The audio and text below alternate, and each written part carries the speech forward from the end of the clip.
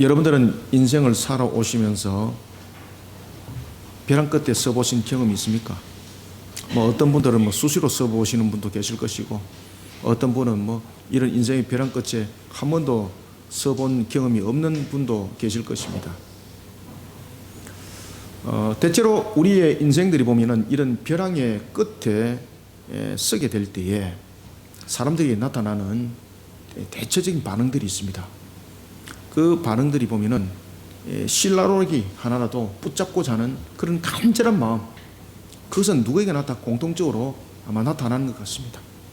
그래서 그 속에서 방법을 찾기도 하고, 하늘이 무너져도 솟아날 구멍은 있다 그러면서 구멍을 찾기도 하고, 다양한 방법을 구상하기도 합니다. 그런가 하면은 또한 어떤 분류의 사람들은 그 상황을 견디다 못하여서 절망 가운데 자포자기하면서 극단적을 선택하는 그런 모습도 볼 수가 있습니다. 그러나 우리는 여기에서 분명한 것에 구별점이 있어야 합니다. 우리는 어떤 벼랑 끝에 섰을 때에 하늘이 무너져도 솟아날 구멍이 있다, 구멍을 찾는 것이 아닙니다. 어떤 하늘에 실오라기를 찾는 그런 방법이 아닙니다. 그리고 또한 일부적 측면에서 나타나고 있는 어떤 극단적 선택은 더욱더 아닙니다.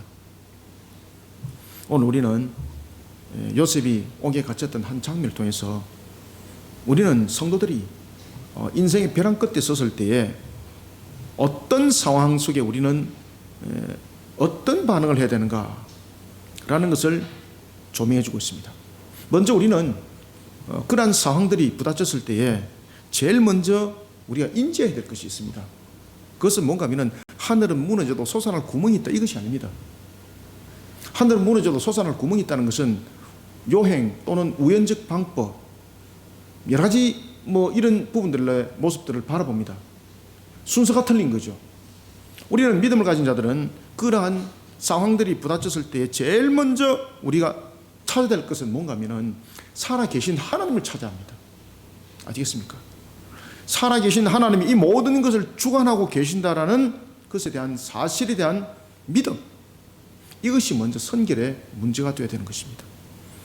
오늘 우리는 성경 인물 가운데 이스라엘의 역사의 한 족적을 남긴 요셉이라는 한 인물을 우리는 돌아볼 것입니다. 그는 삶을 살아오면서 인생에 있어서 두 번의 큰 인생의 벼랑의 끝에 서게 되는 경험을 하게 됩니다. 첫 번째, 그가 인생의 벼랑의 끝에 섰을 때에 그 인생의 끝자락은 바로 17살 때에 형제들로 인하여서 그 문제가 봉착됩니다. 형제들에 의해서 죽음의 위기에 놓여지게 됩니다.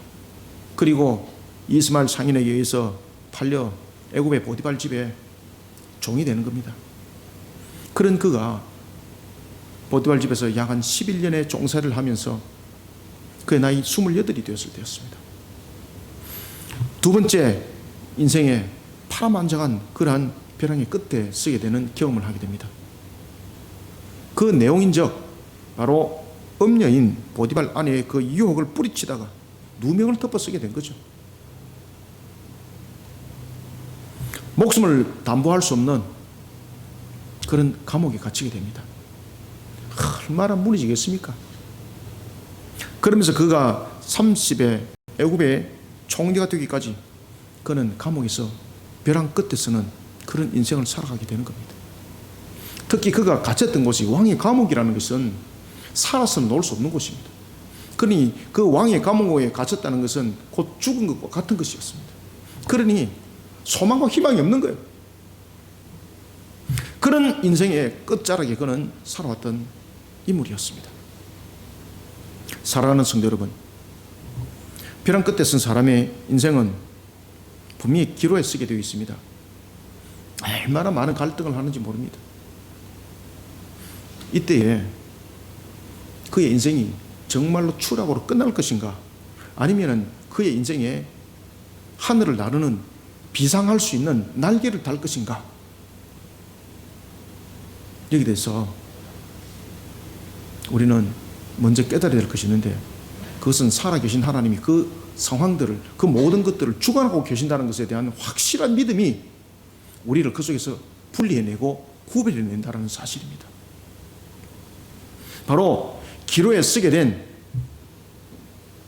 요셉도 마찬가지였고 우리도 마찬가지입니다. 바로 신앙입니다. 신앙은 요셉으로 하여금 비상할 수 있는 날개를 달아줬습니다. 마찬가지로 저와 여러분들이 인생의 끝자락에 벼랑 끝에 섰을 때에 제일 먼저 우리 모습들에서 비추어야 될 것은 하나님이 살아계심을 믿는 믿음 속에서 우리의 신앙들의 근본들을 바로 세우는 속에 하나님이 우리에게 달아주는 날개로 그 모든 상황들을 우리는 벗어나야 되는 것입니다.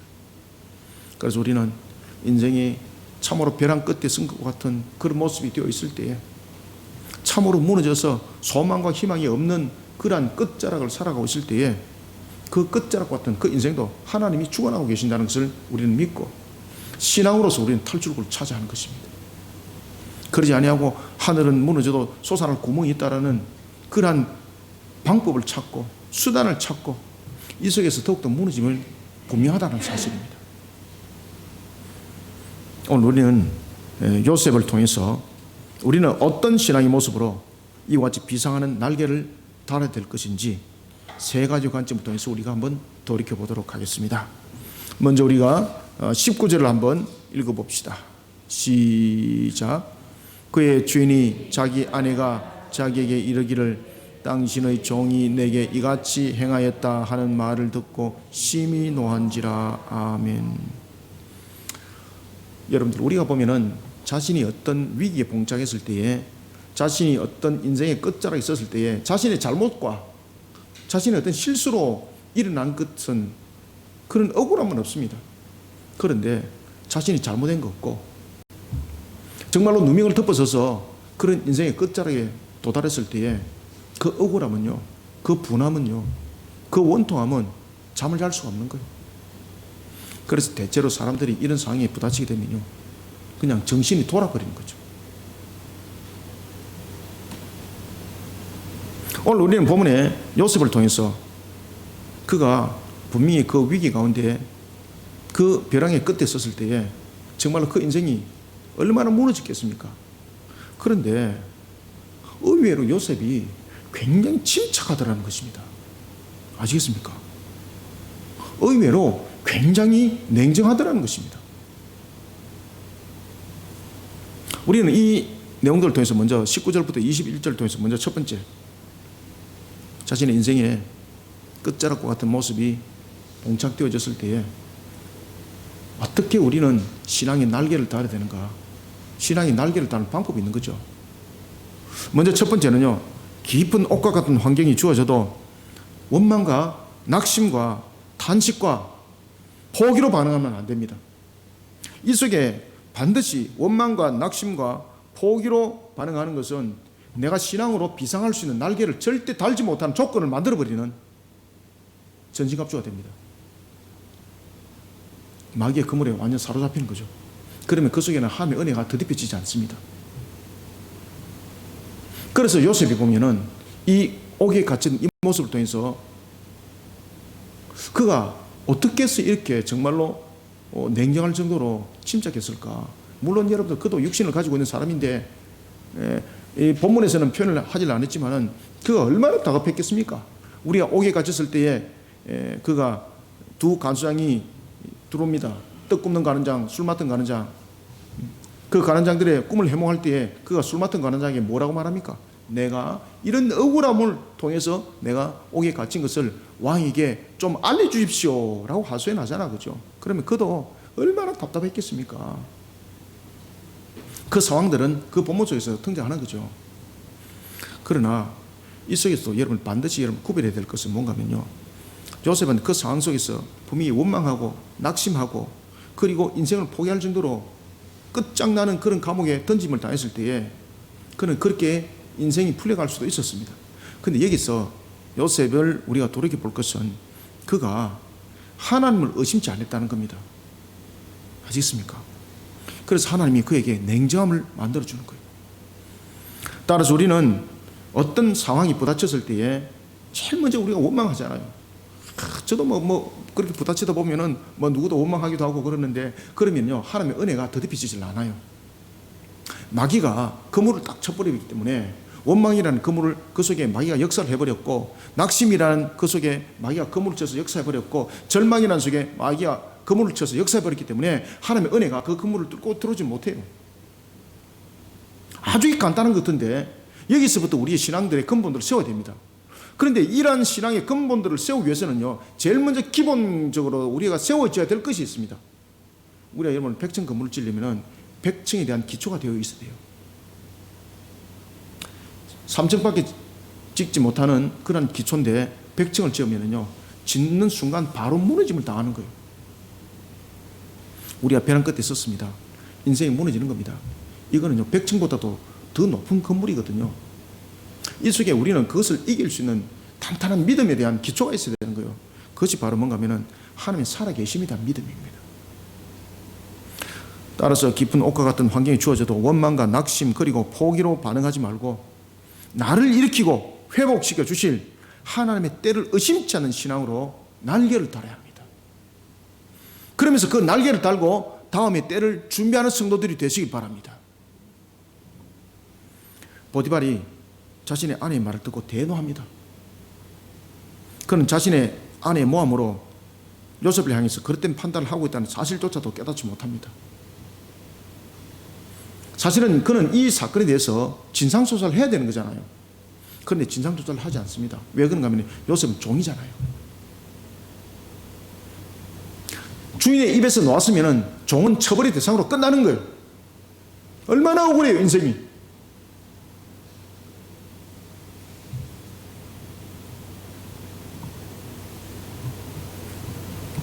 이 사건에 대해서 진상조사가 아니라 요셉이 살아서는 나오지 못하는 왕의 죄수에 가둬버리는 것이 보디발의 선택이었습니다. 그런데 우리가 여기서도 당장 알아야 될 것은 요셉은 이 사건으로 당장 그 자리에서 즉사 죽임을 당할 수도 있었습니다.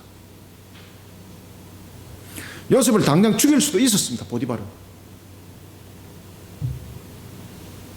그런데 그를 왕의 감옥에 가두어서 삶의 최후를 그 안에서 마감하도록 합니다.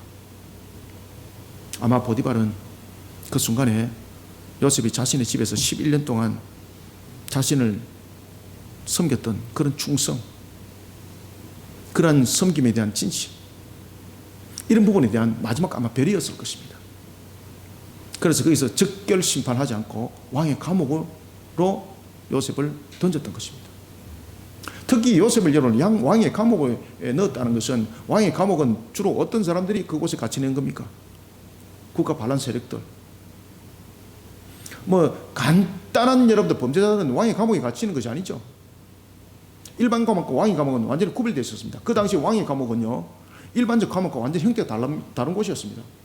이 왕의 감옥은 마치 토굴과 같은 땅 속에 그 굴을 파서 그곳에 그들을 두는데 햇빛도 하늘 나오지 않는 곳입니다.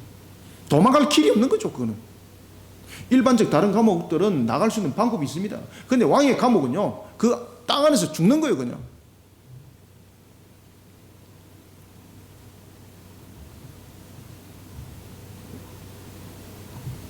보디발이 자신의 아내로부터 모함을 당했던 요셉을 만약에 그가 정말로 생각했다면 진상조사를 해야 되는 거잖아요. 그런데 그가 종이기 때문에 진상조사를 안 하는 거예요. 설령 요셉이 말이 맞더라도, 자신의 아내로부터 모함을 당한 것이 맞더라도 보디발의 선택은 자신의 아내의 주장대로 집행을 해야 되는 거예요. 그래야만이 다른 종들을 다스릴 수가 있는 거예요. 그래서 보디발이 요셉을 죽이지 않고 11년의 요셉을 생각하고 왕의 감옥에 던질 겁니다. 그렇지만은 요셉에게는 죽는 것이나 왕의 감옥에 갇힌 것이나 똑같은 것이죠. 오히려 왕의 감옥에 갇힌 것이 더 고통이죠. 왜냐하면 그곳에서 살아서 있는 것이 아니라 그곳에서는 죽어가는 것이죠. 보디발의 가정에서 던짐을 당하면서 무너지는 인생을 경험합니다. 그는 자신의 형들로부터도 던짐을 당해서 무너짐을 당했던 요셉, 사람으로 인하여서 일어났던 그 상처 얼마나 기뻤겠습니까? 그죠? 지울 수 없는 상처예요. 형들로부터 일어났던 자신을 던지면서 자신의 생명을 앗아가려고 했던 그 사건, 지울 수가 없는 거예요. 보디발 아내로부터 일어났던 이 사건, 마음에 지울 수가 없는 거예요. 이 정도 되면요, 돌아버리는 거예요. 이런 요셉이 무너지지 않고 오히려 더 강해질 수가 있었습니다. 그것은 사람으로부터 일어난 도움을 구하는 또는 실오라기와 같은 그런 하늘의 방향들, 환경의 변화, 이것이 아니었습니다. 이런 요셉이 무너지지 아니하고 견딜 수 있었던 것은 바로 하나님을 향한 신앙이 있었기 때문입니다.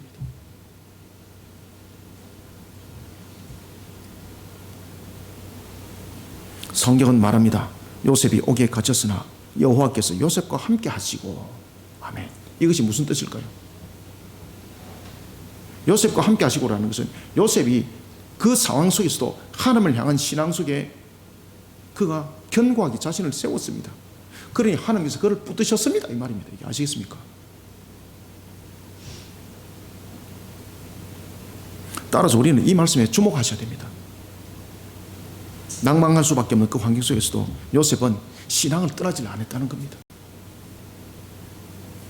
참 이 말씀이 귀한 말씀이고 중요한 말씀입니다. 저도 이런 경험들을 여러 차례, 수차례 참 많이 해봤죠. 살아오면서. 제가 정말로 낭망하여서 그런 상황들을 정말 억울해가지고 분통을 삼고 있을 때는 밤잠이 안 잤습니다. 밤잠. 잠이 옵니까? 그런데 하나님 안에서 이 신앙들을 만들어가니까요, 용서가 되는 거예요. 밥이 입에 들어와지더라고요. 밤에 잠이 와지더라고요.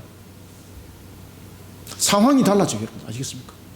그런데 더 놀라는 것은 그렇게 신앙으로 세웠을 때 하나님이요, 그 해법과 길들을 열어주는데 놀랄 일들이 요셉처럼 그대로 일어나는 것을 제가 사역을 통해서, 삶을 통해서 겪어왔던 것입니다. 그래서 우리가 자신이 벼랑 끝에 섰을 때에 신앙 가운데 선다는 이 중심이 얼마나 중요한지 모릅니다. 만약에 여러분들이 이 신앙 중심에 서지 못하면요, 하나님의 은혜가 덮어지지 않습니다. 원망하지요. 그리고 낙심하지요. 포기하지요. 그 속에는 누가 그물을 친다고요? 마귀가 그물을 쳐버려요.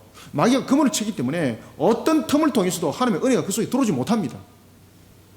마귀가 그물을 못 치도록 해야 되는 거예요. 그래서 원망하고 낙심하고 포기하고 이런 부분들을 돌이켜보는 것이 아니라, 그래, 이 상황이지만은 하나님은 살아계셔. 하나님이 나의 이 억울함을 회복시켜 주실 것이야. 하나님이 나의 이 부족함을 채워서 더 강하게 이렇게 세워주실 것이야 라는 확신의 믿음을 가지시길 바랍니다. 그러면 마귀가 절대 그물을 못 쳐요. 이 속에 여러분 다니엘서도 기억나십니까? 하나님의 소식을 전해오던 천사의 그 소식을 막아버렸던 그 마귀의 막을 하나님께서는 천사장을 통해서 그 막을 깨뜨리잖아요.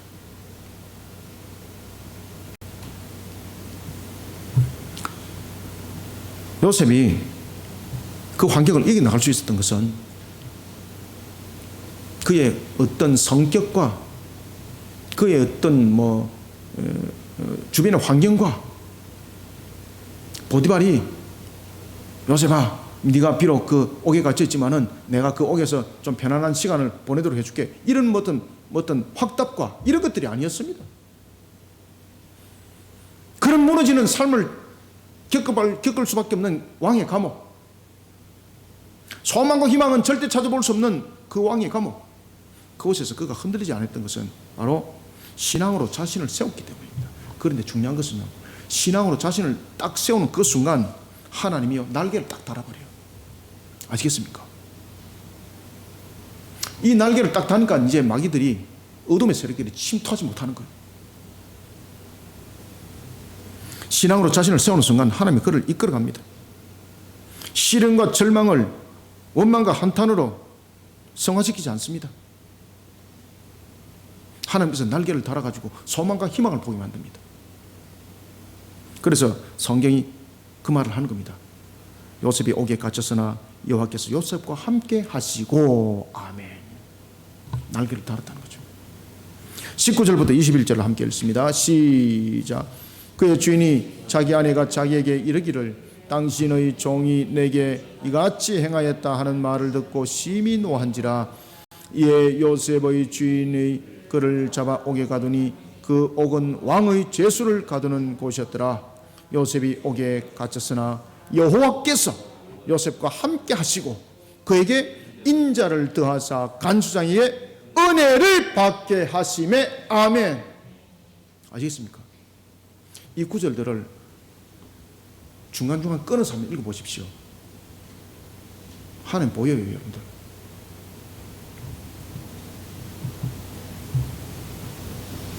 여러분들, 사무엘하 8장 6절과 14절 그리고 역대상 18장 6절과 13절에 보면은 다윗이 등장합니다. 그리고 이 본문에 한 가지 공통점이 있습니다. 그것은 다름이 아니라 다윗이 어디를 가든지입니다. 아시겠습니까? 제가 방금 불러드렸던 그 본문의 공통점이 무엇이라고요?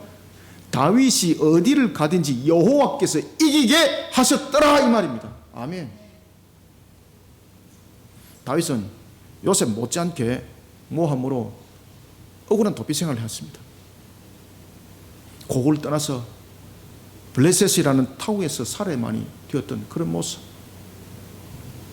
광야에서의 외로운 삶의 연속, 그렇게 그는 10년이 넘도록 이런 반복된 삶을 살아갑니다. 벼랑 끝에 삶을 살아가는 겁니다. 이런 다윗이 요셉처럼 무너지지 않고 일어설 수 있었던 것은 무엇입니까? 다른 것에 원인이 있는 것이 아니었습니다. 신앙, 이 신앙으로 자신을 세웠던 것이 모든 것을 이기게 했던 겁니다. 다윗이 어디로 가든지 여호와께서 이기게 하셨더라. 아시겠습니까? 이게 저와 여러분들에게 들리지는 하나님의 음성이 될 줄 믿으시길 바랍니다. 사랑하는 성도 여러분, 자신에게 시련의 때가 주어진 것은 무너지는 때를 말하는 것이 아닙니다.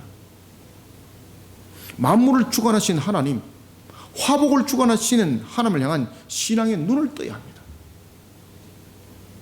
그래서 우리가 무너짐이 우리 속에 봉착되어지고 참으로 힘겹고 억울함이 우리 속에 있더라도 우리는 하나님을 향한 믿음의 눈을 떠야 합니다. 신앙으로 자신을 세울 때에 마치 아니 계셨던 것만 같았던 하나님께서 이미 나와 함께하고 있다는 것입니다. 그래서 오늘 본문에 보면 여호와께서 요셉과 함께하고 있다고 옥에서 말하고 있는 겁니다. 이미 나와 함께하고 있다는 사실입니다. 그리고 하나님께서는 그 환경을 이겨나가는 은혜의 날개를 달아줍니다. 그런데 마귀로부터 그물이 쳐버리면요, 이 은혜의 날개가 달아지지 않는 겁니다. 그러니까 비상할 수 없는 거예요. 요셉이 옥에 갇혔으나 여호와께서 요셉과 함께 하시고 아시겠습니까? 여기서 함께 하시고라는 것 속에는 무엇과 연결이 되는 겁니까? 어떻게 해서 함께 했다는 겁니까?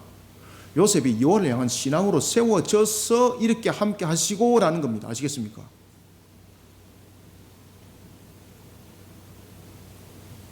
그런데 함께 하면서 어떻게 했다는 겁니까? 그에게 인자를 더하사 간수장에게 은혜를 받게 하시매 아멘. 날개를 달아주는 거예요. 데살로니가 전서 5장 18절은 증가합니다. 범사에 감사하라. 우리가 범사에 감사하는 신앙으로 우리를 세우게 되면요, 마귀가 우리의 그물을 못 쳐요. 범사에 감사하라. 이는 그리스도 예수 안에서 너희를 향하신 하나님의 뜻이니라. 아멘.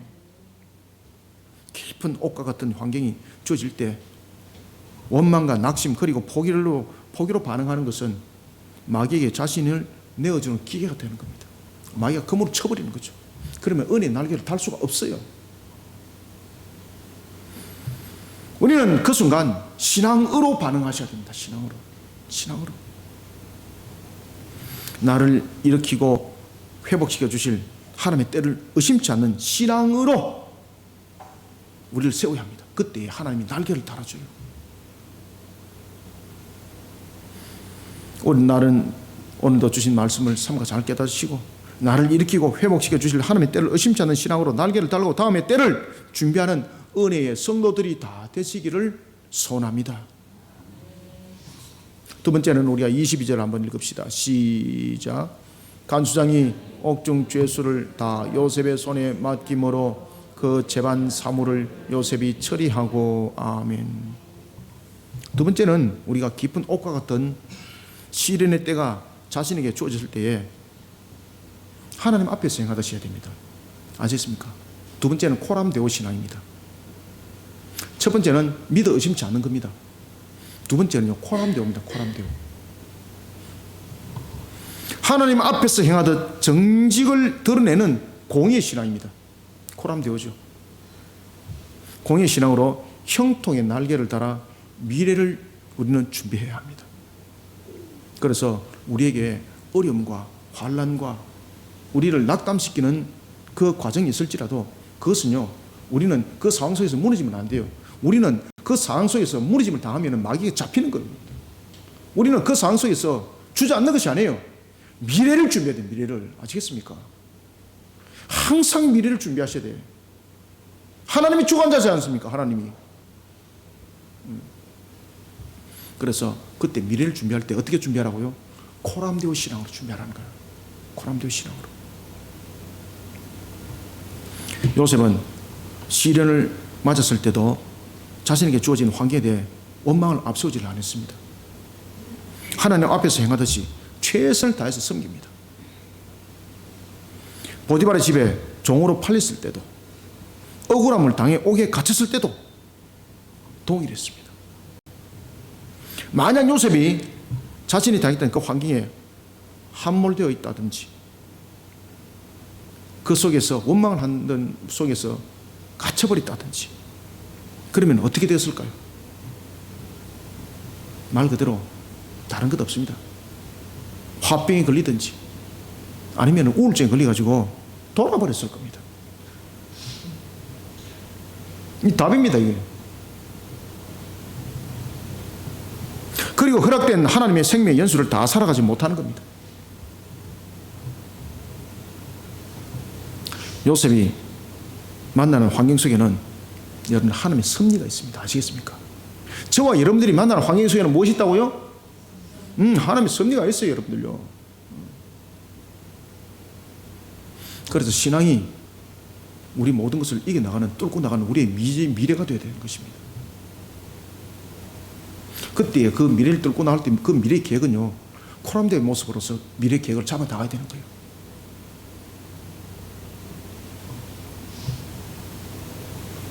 요셉은 하나님의 섭리가 그 속에 있다는 것을 창세기 45장 5절에 보면은 애굽의 총리가 된 후에야 그는 알았던 것입니다. 지금 이 옥에 갇혔을 때는 몰랐던 거죠. 그럼에도 불구하고 요셉에게는 분명한 신앙의 모습이 있었습니다. 그것은요, 늘 하나님 앞에서 행하듯이 행하는 신앙의 자세였습니다. 보디발 집에서도 그 모습은 여전했습니다. 그는 깊은 옥에 주어진 시련의 때에서도 그 모습은 변하지 않았습니다. 하나님 앞에서 행하듯이 행한 겁니다. 그런 요셉, 하나님께서요, 간수장의 마음을 움직여버려요. 성경은 우리에게 말합니다. 간수장에게 은혜를 받게 하시매. 아멘. 하나님께서는 간수장으로 하여금 요셉의 정직함과 성실함을 눈여겨보도록 딱 만듭니다. 보디발이 그렇게 했던 것처럼 간수장은 요셉에게 감옥의 행정을 비롯한 죄수들을 관리하는 재반적 모든 업무들을 그에게 전부 다 일체를 다 맡깁니다. 그냥 그의 마음이 감동만 돼서 그런 것도 아니죠. 그가 요셉의 그런 행동을 본 거죠. 아시겠습니까? 그래서 우리는 항상 하나님 앞에서 행하는 코람데오의 신앙의 모습들이 굉장히 중요하다. 그러면은 하나님께서 그 이방인을 통해서 요셉의 모습을 보게 만드는 거예요. 그리고 하나님께서 그 이방인의 마음을 감동시키는 거예요. 여러분들, 왕의 감옥에서 요셉이 그 재반의 업무를 다 맡아서 할 수가 있습니까? 이거는요, 그 안의 상황 속에서 벌어질 수 없는 상황이 지금 일어난 겁니다, 이게.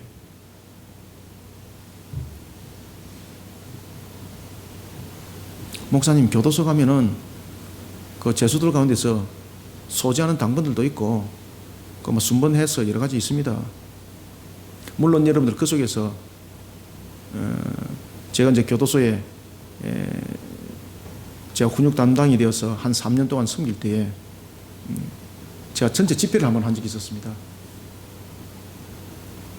그곳에는 여러분 일반적으로 전도사가 없는 거잖아요. 죄수 가운데서 종교인을 이렇게 뽑아가지고 마치 전도사처럼 이렇게 교도소에서 활동을 합니다.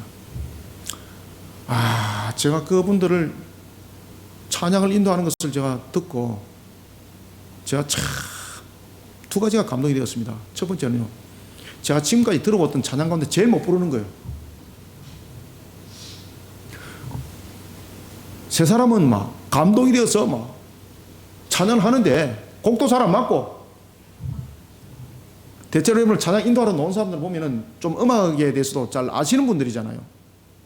그런데 제가 역대 들었던 찬양 가운데 제일 못 부르는 거예요. 그런데 제가 역대 들었던 찬양 가운데 제일 감동이 되는 거예요. 제가 집회를 올라오기 딱 전에 그분들의 얼굴을 딱 본 거예요. 이분들은 재수가 아니었어요. 하나님에 붙들려서 찬양을 하고 있었어요. 곡이 중요한 것이 아니었습니다. 그래서 제가 집회를 다 마치고 난 뒤에 그분들을 불렀어요. 당신들 얼굴 좀 보자고. 그때 제가 그분들을 보면서 천사를 봤습니다. 그럼 제가 물어봤습니다. 당신들에게 최고의 들어줄 수 있는 부탁이 뭡니까? 내가 물어봤습니다. 그러니까 이런 말을 하더라고요. 뭐 간식 훈제를 좀 내주세요. 뭐 이것이 아니고, 제가 이곳에서 계속해서 종교인으로 활동할 수 있도록 좀 해주십시오. 그 외에는 아무것도 없습니다. 제가 감동했습니다. 제가 그 내용들을 그대로 전했습니다. 제가. 다른 교도소로 이감시키지 마시고. 제가 이제 의견서를 냈던 거죠. 지금. 여러분들 아시겠습니까?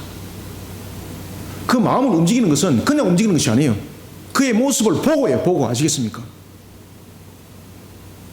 그 죄수가, 그 교도소에 있는 그 죄수들이 저의 마음을 움직여버린 거예요. 그래서 제가 지금까지 사역을 하면서 엉터리 찬양 중에서 제일 엉터리 찬양, 그런데 그들을 보고 제가 지금까지 들었던 최고의 찬양. 그럼 제가 그들에게 물어봤습니다.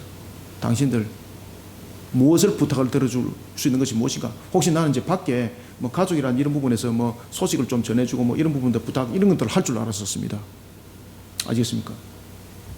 그런데 다 모든 것들 뒤로 내놓고 뭐라고 말한가 하면, 이곳에서 계속해서 종교는 이 일들을 할 수 있게끔 좀 도와주십시오. 그래서 제가 그런 부분들에 또 의견서를 내면은 그분들이 거기 또 계세요. 보고, 만약에 요셉이 코람데오의 신앙의 모습으로서 자신의 모습을 비춰내지 못했다면은 간수장이 그 마음은 감동이 안 되는 거죠. 하나님께서 간수장으로 하여금 요셉의 그 코람데오 모습을 딱 보게 만드는 거예요. 그리고 난 뒤에 간수장의 마음을 확 움직여버리는 거예요. 그리고 난 뒤에는 그 옥에서 있을 수 없는 사건이 벌어진 겁니다. 요셉에게 모든 것들 재반의 업무를 다 맡기는 거예요. 여러분들, 요셉에게 모든 재반의 업무를 다 맡긴다는 것은 무슨 이야기입니까? 요셉으로 하여금 그 옥에서로부터 나왔다는 이야기입니다. 비록 지하에 그 속에 있지만은 옥으로부터 나왔다는 이야기예요. 아시겠습니까? 있을 수 없는 일이 있을 수 없는 일. 22절을 함께 읽어보시기 바랍니다. 함께 읽습니다. 시작. 간수장이 옥중 죄수를 다 요셉의 손에 맡김으로 그 재반 사물을 요셉이 처리하고. 아멘. 여러분, 우리는 무엇으로 자신을 형통하게 만들어 가야 되겠습니까? 요셉을 바라보면 답이 나옵니다. 자신의 상황이 깊은 옥과 같은 그런 시련의 때를 살아갈지라도 자신에게 주어진 상황, 환경 속에서도 하나님의 신앙으로 응답해야 됩니다. 요셉이 하나님의 신앙으로 자신을 세우니 하나님께서 간수장을 움직였습니다. 요셉을 형통하게 만들었던 거죠. 시련을 만났을 때 그때도 그 시련, 하나님이 여러분들 여전히 주관하고 계십니다. 믿어 의심치 마시기 바랍니다. 요셉처럼 하나님 앞에서 행하듯 변함없는 코람데오의 신앙의 모습으로 자신을 정직하게 세워나가시길 바랍니다. 그래서 그랬을 때 사람들이 이야, 저 사람은 마치 공의 잣대와 같아.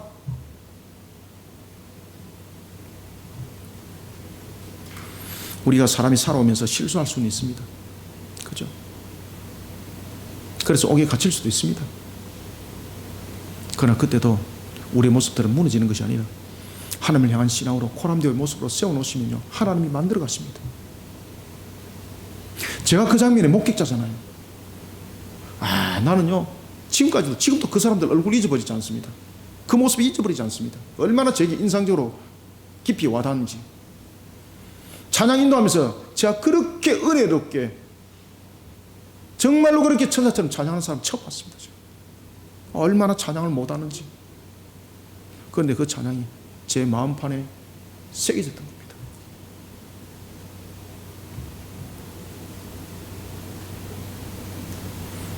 그래서 제가 그 교도소에 부탁을 하니까 예, 목사님 알겠습니다. 참고하겠습니다.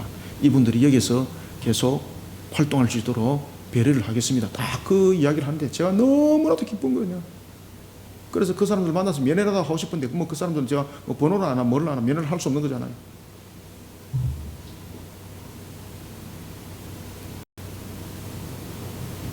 요셉이 하나님의 신앙으로 자신을 세우니까 하나님께서 간수장을 움직였습니다. 그리고 요셉을 형통하게 만들었습니다. 우리는 무엇보다도 항상 요셉처럼 하나님 앞에서 변함없는 그런 코람데오의 신앙의 모습들로 우리는 자신을 세워나가는 것이 매우 중요합니다. 그런 요셉, 하나님께서 그 신앙 위에 날개를 달아주었습니다. 우리는 우리 스스로 날개를 달 수가 없습니다. 아시겠습니까? 날개는 결국 은혜거든요. 은혜로 날아가는 것이거든요. 감옥이라는 죽음의 환경을 요셉에게 형통이라는 환경으로 날개를 달아서 바꿔버리는 거예요. 사랑하는 성도 여러분, 자신의 삶을 하나님을 감동시키는 신앙으로 자신의 삶에 대해 날개를 달으셔야 합니다. 우리는 어떻게 해서 하나님을 감동시킬 수 있겠습니까? 코람데오의 모습들이 되시기 바랍니다. 삶의 반전 또한 하나님의 주관하심 가운데서 일어납니다. 비록 깊은 감옥과 같은 시련의 때가 자신에게 주어질지라도 하나님께서 이것조차 주관하고 계신다는 신앙의 눈을 떠야 합니다. 하나님을 향한 신앙으로 자신을 상황을 헤쳐나갈 때 하나님께서 요셉처럼 형통하게 은혜의 날개를 달아줍니다. 신앙의 눈을 뜨지 못하면 신앙으로 일어서지 못합니다. 신앙의 눈을 떠야 합니다. 신앙의 눈을 뜨지 못하면 신앙으로 일어나지 못합니다. 마귀가 그물을 쳐버립니다. 요셉처럼 자신의 무너지는 환경을 한탄하고 원망하지 말고 하나님 앞에서 행하듯이 정직과 성실을 바탕으로 한 코람데오의 신앙으로 자신을 세워나가시길 바랍니다. 그리고 하나님께서 달아주시는 신앙의 날개를 달고 형통의 길을 걸어가기를 소원합니다.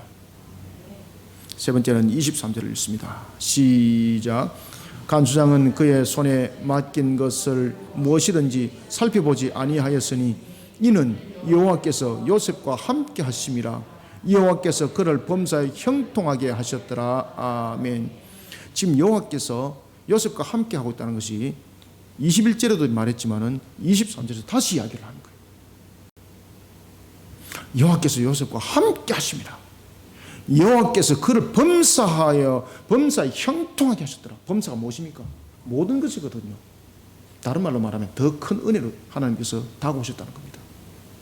그냥 단순한 형통이 아니라 더 큰 은혜로. 우리는 마지막으로 세 번째, 자신의 삶이 비록 깊은 옥과 같은 시련의 때가 벼랑 끝에 서 있는 모습을 할지라도 최선을 다하며 불신자 속에서도 인정받는 신앙관으로 범사에 대해 더 큰 은혜의 날개를 다는 성도들이 되시길 바랍니다. 삶이 벼랑 끝에 섰을 때도 끝까지 전능하신 하나님을 신뢰하고 지금 당하는 시련 속에서도 하나님의 섭리가 있음을 믿으시길 바랍니다. 이게 여러분들 잘 안 될 것 같죠? 그런데 신앙으로 세워지기 시작하면요, 너무나도 쉽습니다. 항상 그래서 기쁨으로 감사하십시오. 감사하는 시간이 그만큼 중요합니다. 일상 속에서도 섬김으로 작은 일에 최선을 다하면서 반응하십시오. 특히 주님이 이래 말입니다. 조그만 일이라도 아멘 하십시오. 이거 여러분들 이기게 만듭니다. 잣대를 딱 대는 순간, 제가 이름을 개척할 때 한 말씀 드렸죠. 제가 이런데 개척할 수 있나 라고 말하니까 주님께서 내 뒤통수에 대고 내가 너를 잣대로 대면 너 쓸모없어, 딱 그 말씀을 하시더라고요. 계단 딱 올라가는데. 그래서 제가 그 말씀에 순복했습니다. 주님, 말씀에 순복하겠습니다.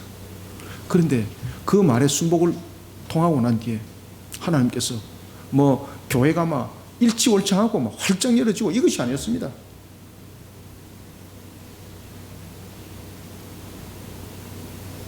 그런데 신앙으로 반응할 때는요, 신앙으로 인내함이 함께 있어야 됩니다. 제가 2년 반 동안 인내하면서 우리 그리심교회 우리 윤봉술 권사님 보내주셨잖아요. 그죠? 이게 제 인생의 사역의 최고의 큰 복이 거기서부터 시작된 겁니다. 우리가 여러분들 코로나로 얼마나 우리가 힘든 시절을 우리가 겪어가고 있습니까? 그러나 그럼에도 불구하고 우리가 또 교인들이 코로나로 걸려서 나오지도 못하고 그런 속에 여러 가지 무너짐도 당하고 주일학교 완전히 그냥 아작나고 솔직히 말해서 돌아버릴 수 있는 거죠. 그런데 흔들림 없게 만드시는 거 하나님이. 그래서 우리가 일용할 양식에 굶은 적이 있습니까? 저와 여러분들 굶은 적 없잖아요. 얼마나 감사해요, 그죠? 얼마나 감사해요. 우리는 신앙으로 반응할 때 인내가 함께 있어야 됩니다. 힘든다고 여러분 낙심하지 마십시오. 신앙으로 인내해야 됩니다. 그리고 신앙으로 계속 반응해야 됩니다. 그리고 기다리면요, 분명히 하나님의 기적의 역사가 일어납니다. 여러분들 창세기 26장에 보면 그 좋은 예가 있습니다. 창세기 26장에 누가 등장하죠? 이삭이 등장하죠. 이삭이 브엘세바의 7 운물의 축복을 받습니다. 그리고 아비멜렉이 그 앞에 무릎을 꿇습니다. 이런 환경 누가 만들었습니까? 이삭의 모습으로는 만들 것이 아무것도 없습니다. 그가 무엇으로 반응했습니까? 신앙으로 인내하는 것이었습니다. 아시겠습니까? 여기서 뺏기면 저기로 가고 또 저기서 뺏기면 정말로 우리가 볼 때는 멍청할 정도로 답답할 정도로 그런 자였습니다. 여기서 뺏기도 원망 안 하고 또 가고 여기서 뺏기면 또 가고 아비멜렉이 그것을 딱 보는 거예요. 블레셋 왕이었던 아비멜렉이 그것을 보는 거예요. 이거는 우리의 밥이라고 생각했는데 나중에 우리의 밥이 아니라 우리가 이삭의 밥이 됐구나. 깜짝 놀라는 거예요. 창세기 26장 28절은 증가합니다. 그들이 이르되 여호와께서 너와 함께 계심을 우리가 분명히 보았으므로 우리 사이 곧 우리와 너 사이에 맹세하여 너와 계약을 맺으라 말하였느니라. 아멘. 이거는 무슨 이야기입니까?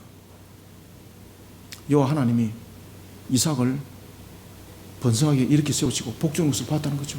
그러면은 여호와 하나님이 자기 블레셋을 공격을 할 수 있다는 거죠. 두려움이 생기기 시작한 거예요. 아시겠습니까? 완전히 전화회복이 되어버린 겁니다.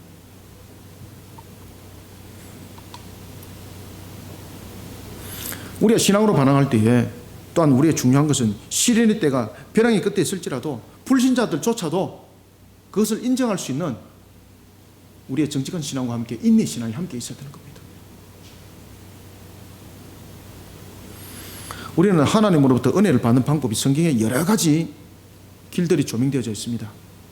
그 중에 대표적인 몇 가지를 보면은 출애굽기 20장 6절에는 보면은 여호와를 사랑하고 그 계명을 지키는 것이 바로 은혜를 받는 방법이라고 말하고 있습니다.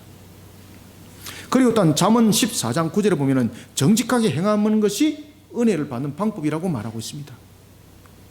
지금 이거 잘 기억하셔야 됩니다. 그리고 또한 은혜를 지속시키는 방법이 있습니다. 은혜를 지속시키는 방법에 대해서 갈라디아서 5장 16절 이하에서는 보면 성령 안에서 살며라고 말하고 있습니다. 성령 안에서 살며 행동하는 것으로 말하고 있고 누가복음 8장 15절에 보면 인내로 결실할 것을 말하고 있습니다. 여러분 여기에서 공통점이 뭔가 아세요? 이 모든 것의 공통점이 뭔가 아십니까? 한 가지 공통점이 있습니다. 그것은 바로 뭔가 하면 신앙으로 반응하는 것입니다. 신앙으로 반응하는 것. 그리고 신앙으로 반응하면서 믿어 의심치 않는 그런 모습 속에 나를 세우는 것, 이 속에 인내신앙이 함께 있는 거예요. 그 속에 하나님의 역사는 일어났던 겁니다. 믿어 의심치 말라는 거예요. 이런 신앙의 모습, 불신자들까지도 인정받게 만들었습니다. 이런 요셉에게 하나님께서 범사에 형통하도록, 다시 말하면 더 큰 은혜의 날개를 달아준 겁니다. 23절을 함께 읽습니다. 시작. 간수장은 그의 손에 맡긴 것을 무엇이든지 살펴보지 아니하였으니 이는 여호와께서 요셉과 함께 하심이라. 여호와께서 그를 범사에 형통하게 하셨더라. 아멘.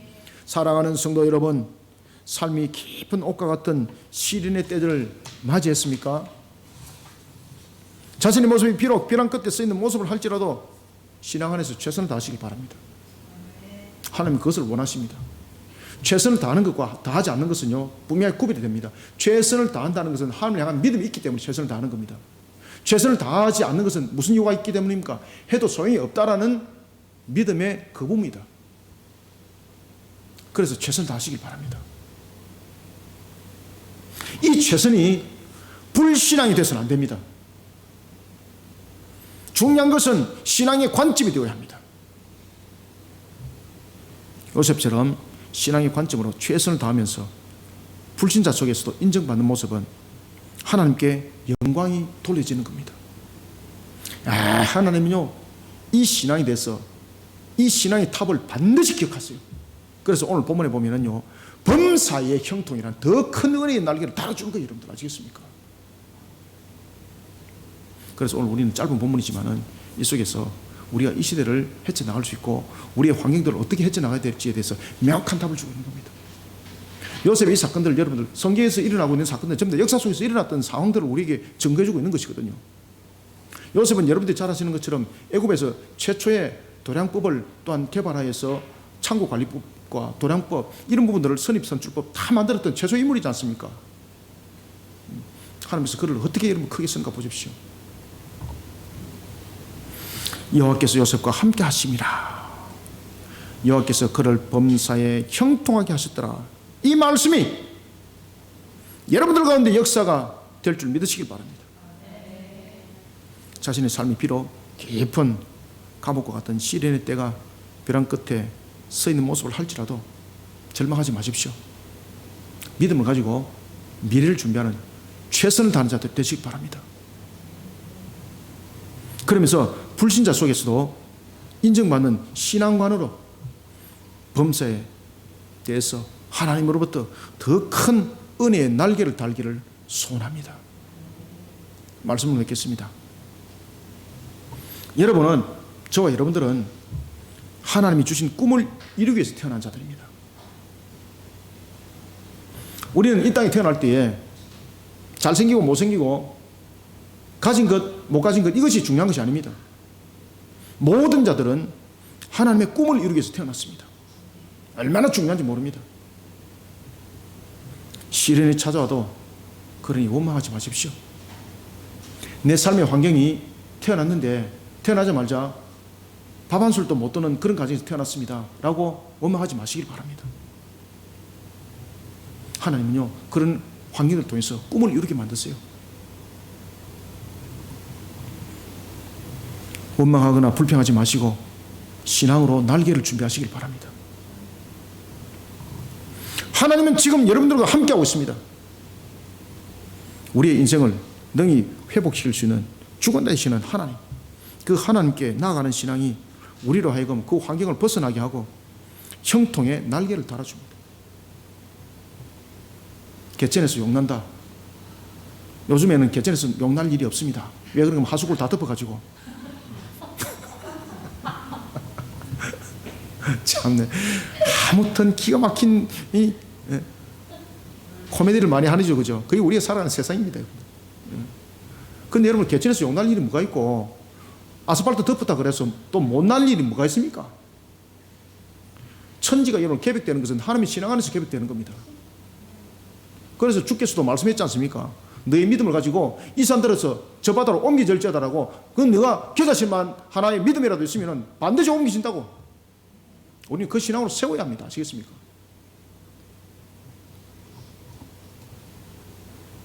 깊은 감옥과 같은 환경 분명히 우리를 무너뜨립니다. 그런데 분명한 것은 낙심하지 마시길 바랍니다. 저와 여러분들은 하나님이 주신 꿈을 이루기 위해서 태어난 자들입니다. 아주 중요한 자들이죠. 그래서 우리는 가치 있는 자들이지 않습니까? 하나님의 형상이지 않습니까? 내가 육신적으로 다리를 전다, 아무 흠이 되지 않습니다. 하나님의 꿈을 이루기 위해서 모든 것들은 역사 속에서 일어납니다. 내가 지체 속에서 좀 불편함이 있습니까? 그것은 세상에서 흠이지만은 하나님이 그것을 흠이라고 말하지 않아요. 절대 절망하지 마시고 낙망하지 마시고 내 환경을 가지고 말하지 마시고 신앙으로 나를 바로 세우시길 바랍니다. 그러면 하나님이 은혜의 날개를 달아버려요. 낙심과 원망과 포기는 마귀가 주는 마음입니다. 요셉처럼 신앙으로 반응하시길 바랍니다. 코람되어 신앙으로 반응하시길 바랍니다. 하나님께서 나를 이렇게 세워줄 것에 대한 확신을 가지고 요셉처럼 신앙으로 반응하는 그 신앙, 하나님이 반응해 주십니다. 그래서 하나님이 함께 요셉과 함께 하심이라고 말하고 있는 겁니다. 이 역사는 지금도 우리 가운데 반드시 지금 일어나고 있습니다. 하나님께서 반응할 때에 은혜의 날개를 달아서 반응해 줍니다.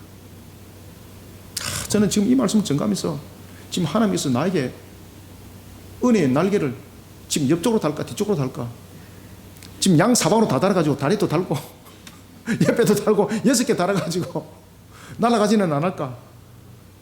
제가 지금 설교하다가 엘리야처럼 불병거 타고 성천하는 그런 역사는 일어나지 않을까,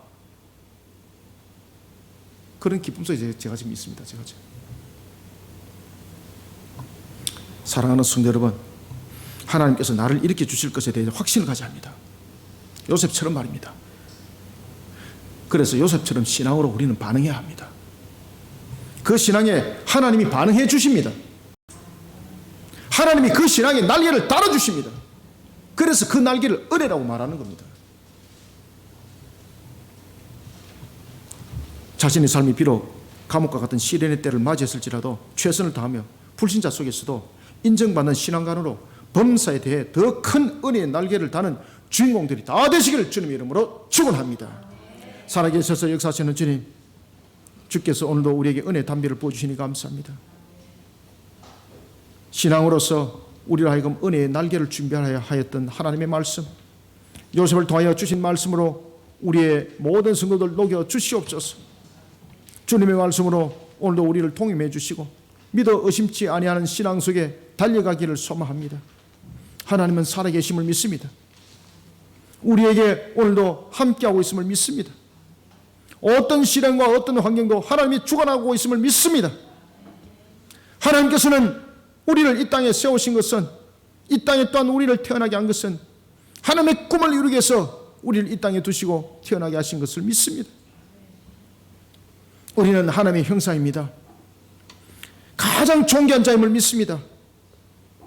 내가 환경 속에서는 비록 넘어지는 자가 되어 있고 비록 신체적으로는 부족한 부분들이 있을지라도 이것은 어떤 관계에서도 걸림돌이 되지 아니하고 그 속에도 하나님께서는 나를 통하여서 그 영광을 받으시고 세상 가운데 가장 값진 것들로 이뤄갈 줄 믿습니다. 이런 속에 우리의 모든 믿음들이 주를 향하기만을 원합니다. 어떤 환경도 우리를 원망하지 아니하고 낭망하지 아니하고 절망하지 아니하고 오직 주께로만 엎드리는 신앙이 되게 하여서 마귀가 우리를 하여금 그물치지 못하도록 성령님이 우리를 동임해 주시옵소서. 오늘도 우리 모든 성도들 요셉을 통해서 주신 말씀처럼 하나님께서 더 큰 은혜에 범사의 형통의 날개를 달아 이 시대를 능히 헤쳐나가고 이겨나가게 역사하여 주시옵소서. 종의 입술 통해 증거된 말씀이지만 이 말씀이 하나님께서 주시는 꼴의 양식이 혼과 육과 골수를 찔러 쪼개는 주의 능력으로 권능으로 일쓰게 하여 하나님 역사 보게 하여 주옵소서. 예수님의 이름으로 기도드립나이다. 아멘.